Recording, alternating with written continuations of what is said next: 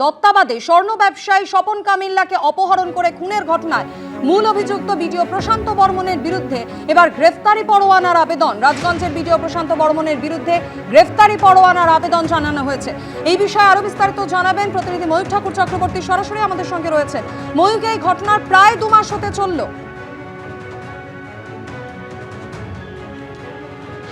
দেখো, একদমই আজকে বিধাননগর কমিশনারেটের তরফ থেকে বিধাননগর কোর্টে এই রাজগঞ্জের বিডিও প্রশান্ত বর্মনের অ্যারেস্ট ওয়ারেন্ট বা গ্রেফতারি পরোয়ানার জন্য আবেদন জানানো হয়েছে। আমরা জানি যে কিছুদিন আগে গত 26 তারিখ বারাসাত কোর্টে প্রশান্ত বর্মনের অ্যান্টিসিপেটরি বেল সেটা মঞ্জুর হয়।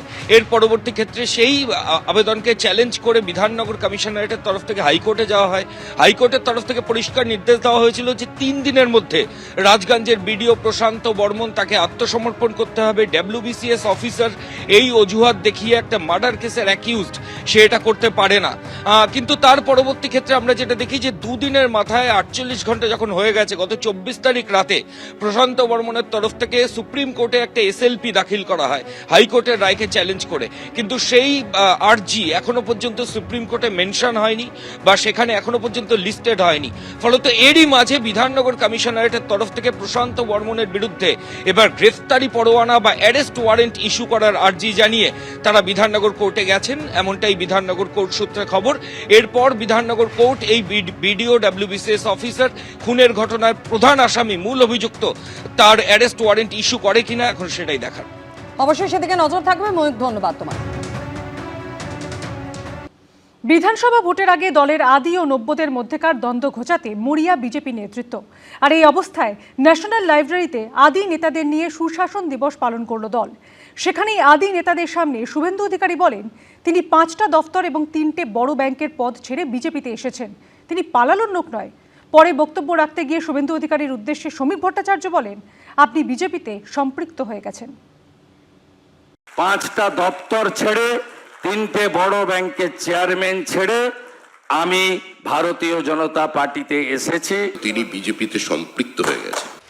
বিধানসভা নির্বাচনের আগে বসে যাওয়া আদি নেতাদের ফের সক্রিয় করে ভোটের ময়দানে নামাতে 25শে ডিসেম্বর অটল বিহারী বাজপেয়ীর জন্মদিনকে বেছে নিয়েছিল বিজেপি। প্রয়াত প্রাক্তন প্রধানমন্ত্রীর জন্মদিনে পালিত হল সুশাসন দিবস। ন্যাশনাল লাইব্রেরির অনুষ্ঠানে আদি ও বর্তমানে ততটা সক্রিয় নন বা নিষ্ক্রিয় হয়ে গেছেন এমন নেতাদের আমন্ত্রণ করেছিল দল, যেখানে শুরু থেকেই শুভেন্দু অধিকারীর মুখে শোনা গেল পুরনো বিজেপি নেতাকর্মীদের প্রসঙ্গ। অটলজির সম্পর্কে আপনাদের অনেক অনেক বেশি বাস্তব অভিজ্ঞতা আমার থেকেও বেশি আছে। আপনারা যে কোনো সময় আমার সঙ্গে কথা বলার জন্য ডেকে পাঠাতে পারেন অথবা কলকাতায় আসতে পারেন।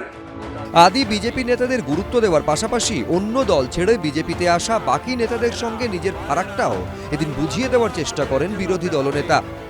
কোনো কিছু না পাওয়ার উদ্দেশ্য না নিয়ে রাজনৈতিক দলের পরিবর্তন ঘটে। আমি মনে করি আমি সেই 3য় গ্রুপে পড়ি। 5টা দপ্তর ছেড়ে 3টে বড় ব্যাংকের চেয়ারম্যান ছেড়ে আমি ভারতীয় জনতা পার্টিতে এসেছি। ভারতীয় জনতা পার্টিকে আমাকে আমন্ত্রণ করেছেন, যশস্বী নেতা অমিত শাহজি আমন্ত্রণ করেছেন, তৎকালীন রাজ্য সভাপতি দিলীপ বাবু আমন্ত্রণ করেছেন। অনেকেই পালিয়েছে, শুভেন্দু অধিকারী পালানোর লোক নয়। এরপরে বলতে উঠে ইঙ্গিতপূর্ণ মন্তব্য করেন বিজেপি রাজ্য সভাপতি।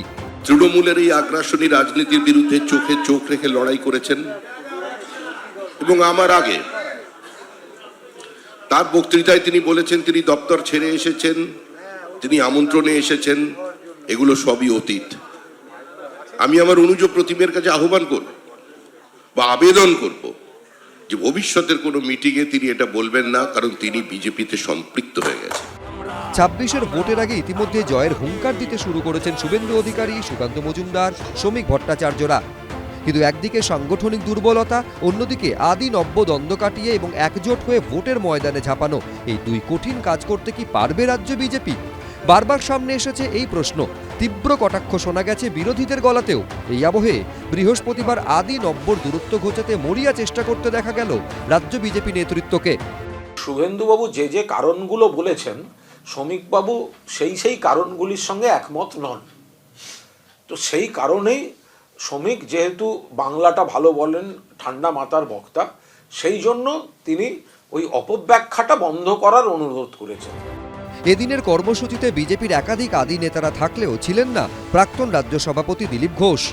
শুভেন্দু অধিকারী, সুকান্ত মজুমদার, শ্রমিক ভট্টাচার্য, সুনীল বানসাল তারা তাদের বক্তব্যের মাধ্যমে একেবারে একসাথে আদি নব্য বিভিন্ন বিজেপি কর্মীদের তারা একসাথে নামাতে চাইলেন রাজনীতির ময়দানে, কিন্তু কোথাও একটা তাল কাটলো দিলীপ ঘোষের অনুপস্থিতি।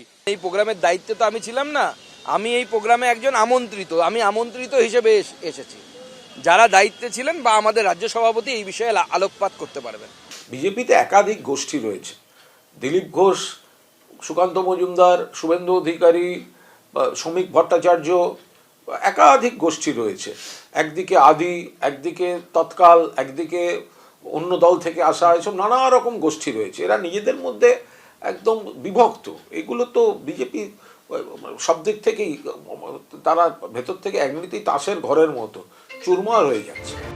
ন্যাশনাল লাইব্রেরিতে এদিন যখন আদি নব্যের দূরত্ব ঘোচাতে বিজেপির কর্মসূচি চলল, তখন দিলীপ ঘোষকে দেখা গেল হুগলির সিঙ্গুরে বিজেপির পার্টি অফিস উদ্বোধনের অনুষ্ঠানে।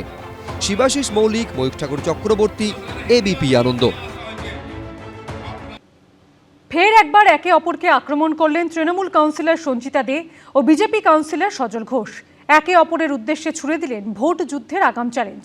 আর যা ঘিরে আরও একবার চলল শাসক বিরোধী রাজনীতির পারদ। নির্লজ্জ বেহায়া দল, আমি মহিলাদেরকে বলছি, এসআইআরে যা নাম ওর বাদ গেছে তাতে এবার 500 থেকে 700 ভোটে ওর ওয়ার্ডে হারবে। চ্যালেঞ্জ পাল্টা চ্যালেঞ্জ, আক্রমণের পাল্টা কটাক্ষ। বড়দিনে বড় বাগযুদ্ধে জড়ালেন তৃণমূল কাউন্সিলর সঞ্চিতা দে এবং বিজেপি নেতা সজল ঘোষ। গত সোমবারই বিজেপি কাউন্সিলর সজল ঘোষের নেতৃত্বে পরিবর্তন সংকল্প যাত্রা ঘিরে তপ্ত হয়ে ওঠে বরানগর। বিজেপি কাউন্সিলর সজল ঘোষ ও তার অনুগামীদের সঙ্গে ঝামেলায় জড়িয়ে পড়েন তৃণমূল কাউন্সিলর এবং তার সমর্থকরা। ঘটনার 3 দিনের মধ্যেই ফের মাথাচাড়া দিয়ে উঠল শাসক বিরোধী দুই দলের নেতা নেত্রীর পুরনো কোন্দল।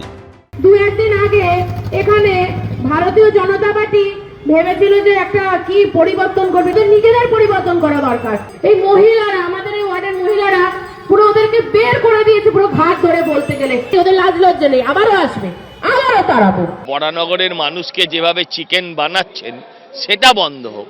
যত খাবার তো ওরা খাচ্ছে, ঘাড় ধরে তাড়িয়েছে কি করেছে সেটা আপনাদের ক্যামেরা ছিল।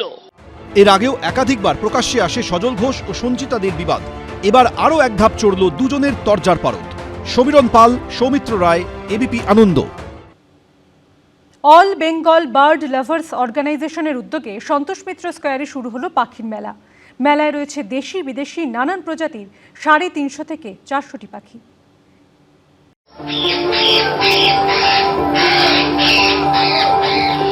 শীতের সন্ধ্যায় মাঠ জুড়ে ম্যাকাও কাকাতুয়ার মেলা।